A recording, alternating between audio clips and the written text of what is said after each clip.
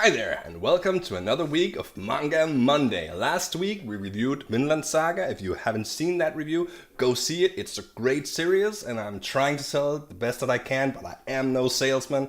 But I highly recommend it.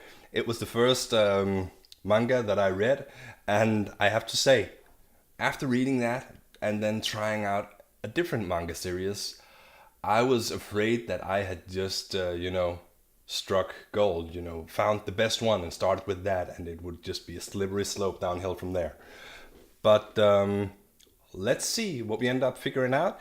The second book that I tried was this One Piece, volumes 1, 2, and 3. So, as always, I want to tell you a little bit about the book, about the story. And this book is about this guy, and then he meets this guy and this guy. So, yeah, I think we're good now. What else would people want to know? Okay, anyway. It's about this guy who desperately wants to become a pirate, and he wants to be the greatest pirate of them all, the greatest pirate in the world. And so when a bunch of pirates comes to his village and stays there for a while, he looks so much up to them, and he visits them at the bar every single day and talks to them, and he wants to hear about their adventures, and he wants to go with them when they leave the city because he wants to be a pirate just like them. And then some what do they call it? They call it bad guys, thieves from the mountains. There's a name for it. Some really bad guys who is used to robbing travelers in the mountains and stuff. They have a name. They definitely have a name. Those types of people have a name. I just have the brain like I can't remember what that's called either. I guess that's just irony. Anywho, back to One Piece. You remember that's what we were talking about, One Piece, right? Okay, so these idiots walk into the bar with his beloved pirates, and they walk out to the desk, and they tell the waiter in there, "We want a bunch of booze," and the waiter says that, "Sorry, you can't have that because I just gave the last to these pirates." And they're like, "Oh, what? You're giving it to the pirates, man? They're nothing. They're nothing like us, man. They're not even real bad guys." And the pirate boss says, "Here, man, you can have my beer." And there's a guy from the mountains. He just smashes the bottle across his head and says, "Yeah, that's what you get." And the pirate boss just apologizes and says, "Yeah, I'm so sorry about that." And these guys just leave because, you know what? Fuck it, man. If there's no booze and there's just a bunch of idiot pirates in here and they're not even gonna defend themselves, they'll just leave. And our main character here, who's just a kid at this point, he feels like, "What are you doing? You're pirates. You're the greatest guys in the world. I've heard about pirates, man. Why didn't you take these guys out, man? You could have just shot them all." And this pirate captain, he tells him, "I can take getting some beer on my clothes. I can take getting a bottle smashed across my head. There's no reason for me to trash this entire bar while fighting them. There's no reason for anyone to die over someone being an asshole over a beer." And our main character here, he just doesn't get it, and he doesn't give a fuck, and he walks into the streets, and he gets himself into some trouble, and then at one point where there's trouble with the mountain guys. I really should figure out what they're called. Anyway, gets too much, and they want to kill him. The pirates, who actually do consider him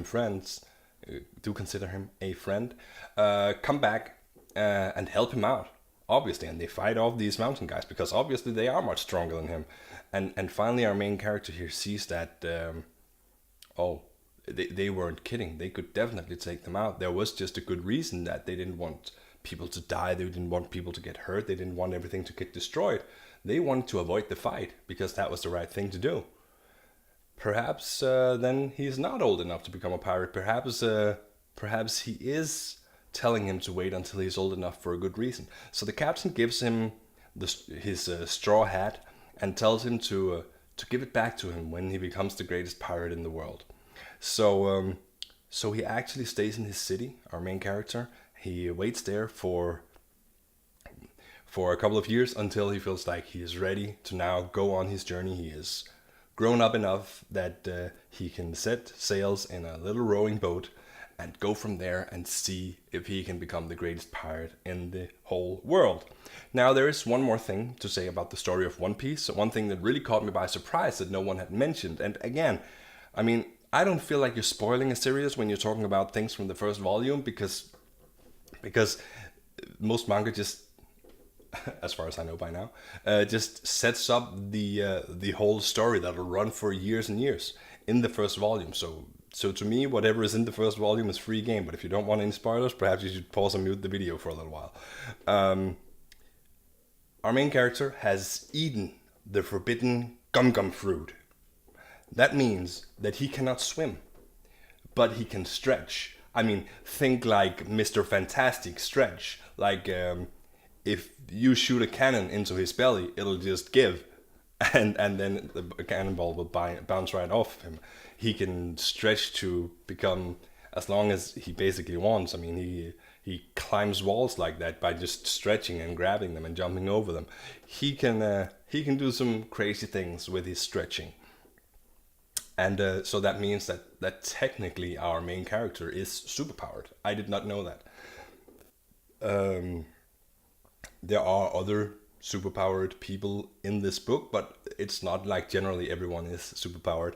But they do a really good job of taking their time to get into the story. I mean, I've read the first 3 volumes now, and we have met 3 potential crewmates. We don't have a proper ship. One of the potential crewmates has left and will probably not. I think he won't be coming back for a long time, if ever. And that just means that they're not rushing into getting a crew. They're not rushing into making it a big pirate story. They're really taking their time to tell a good story here. And I gotta say, I'm really, really enjoying this. This is. I feel like this is as different from Vinland Saga as it could possibly be, because Vinland Saga is dark and gritty and so set in the real world, and the art is absolutely gorgeous and realistic. And the art in this book, it's not realistic. It's pretty damn cartoony. I've heard on the internet. That's my source, the internet. I have heard that some people even complained about how bad the art is in these books, but I gotta say, this art suits the story very, very well. I wouldn't have the art any other way. I really enjoyed it. I really love this book. I mean, I only read One Piece and Vinland Saga at this point, and obviously I cannot compare the two, because it's comparing a comedy to a historical piece. One thing that did interest me, though, that I did get a little bit of a laugh out of, I laughed about a lot of things in this book, but between the volumes, there's like these pages where the author talks about character design, about history, whatever. And I tried to get the most different mangas that I could, Vinland Saga and One Piece. And then in One Piece, the author goes on to use a page for explaining that there has been a lot of types of pirates throughout time. And what is a pirate? A pirate is someone who sails a ship and then boards other ships and steals from them, or goes to shore and robs everyone and plunders them, and then goes back to their ships and go back home with their plunder or whatever. So his favorite type of pirates is definitely Vikings, and that's basically what Vinland Saga is about. It's about Vikings. So okay, fair enough. Both of my 2 first manga series are about pirates, but I don't care. I'm from Denmark. I'm from Scandinavia. I'm from the land of the Vikings. I wanted to read about Vikings. And I like pirates as well, so I wanted to read about pirates. And I feel like my next manga book should probably be something with samurais, ninjas, or something that I more associate with the culture that the manga comes from. That's the the main thing that I'm regretting a bit with reading these two books, because they're both amazing books and I really get why people love them.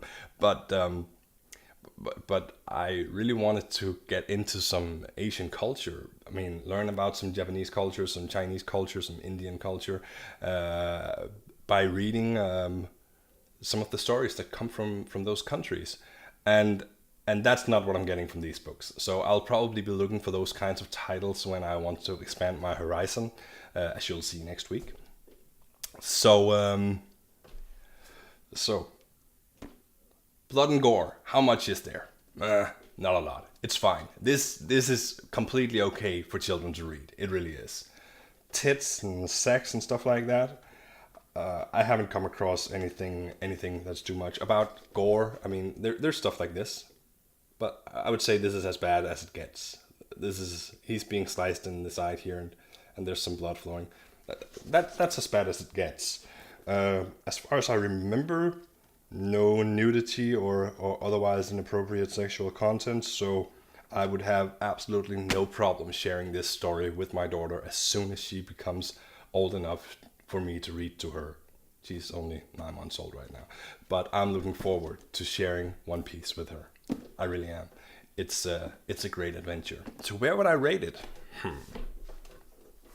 I'm already reaching a funny point right now, because I want to say 8 out of 10. I might give it higher, I might give it lower when I get to read more, because like you can see right here, I have the next 3 volumes in the next book right there, and I'm gonna read that real soon, because I just love this adventure. But saying 8 out of 10 would be saying that this is the same as Vinland Saga, and I feel like that would not be okay. I know, to have 2 reviews of 2 books and then give them exactly the same. Okay, so which one is the better one? That's what you want to know, right? You want to know which manga book is the absolute best, which is the one you should invest your time in. So where should you go? And that's easy. If you want to laugh and have a lot of fun, go with One Piece. If you want a dark and serious story that will really show you the power that manga can really have, that manga is not just some stupid format with some really bad drawings and jokes that you don't understand because you're from a different culture, then get Vinland Saga. Vinland Saga is absolutely amazing, and it doesn't rely on humor or anything else to get around the story, but it's 2 different kinds of stories. I would say that if I had to choose one, because I guess that's what a review is about. If I could only have one of these books, it's tough. I think I would go with One Piece, because I like to have fun. I mean, if you take a look at my comic book collections up here, I counted the other day, and out of the hardcovers that I have, I think I have around 30 hardcover Marvel books, where 21 of them is Spider-Man, 3 of them is Deadpool.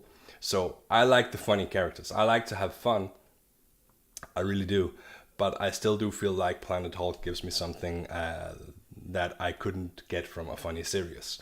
But the funny series, I read them more often. I see myself going back and reading One Piece all over before I do the same with Vinland Saga, because it's more fun. It's more enjoyable. It's more shareable. So I think I would give it an 8.1. with Vinland Saga at 8.0. Despite the fact that I would say that Vinland Saga is probably the better book, it's probably the better story, it's the better art, all of that. I see myself reading One Piece faster and repeat it more often than I do with Vinland Saga. So because of that, I would give it the slight advantage to say 8.1 and leave Vinland Saga at 8.0.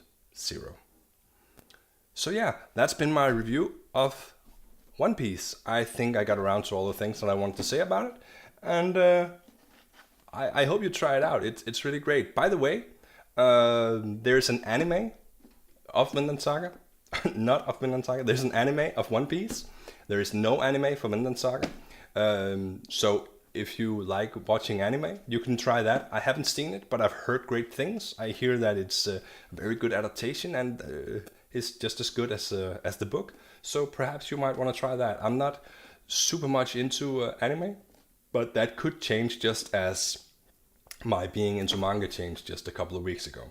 So, with that out of the way, I'll see you next week for another Manga Monday. Peace out. There. Peace out.